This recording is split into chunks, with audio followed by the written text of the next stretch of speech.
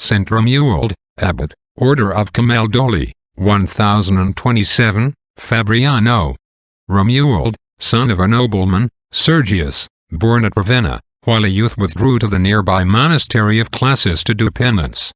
There, the discourse of a monk strongly stirred his love of piety, and having twice seen Blessed Apollinaris in a vision at night in the church, he became a monk as the servant of God had predicted. Later on, he went to Marinus, who lived in the neighborhood of Venice, a man famous at the time for holy life and strict austerity that, under such a master and guide, he might follow the narrow path of high perfection.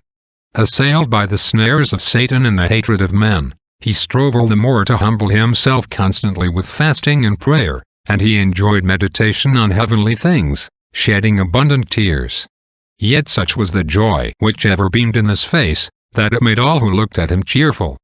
Princes and kings held him in great honor, and at his advice, many left the world in its allurements to seek solitude.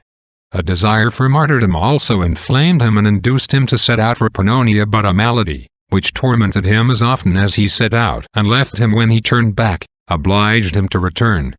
Illustrious for miracles, during his life and likewise after his death, he was also endowed with the gift of prophecy.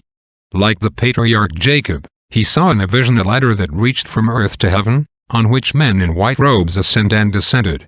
He interpreted this miraculous vision as signifying the Camaldoli's monks, of whom he was the founder.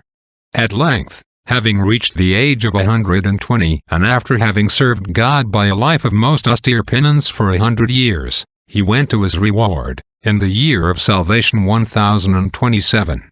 Saint Romuald was found incorrupt 5 years after it had been buried, and was then placed with due honor in the church of his order at Fabriano. Amen. Oremus. May the intercession of the blessed Abbot Romuald procure favor for us, we beseech thee, O Lord, that we may gain, by his patronage, those things of which we are not capable by our own merits. Per Dominum nostrum Iesum Christum filium tuum. Amen.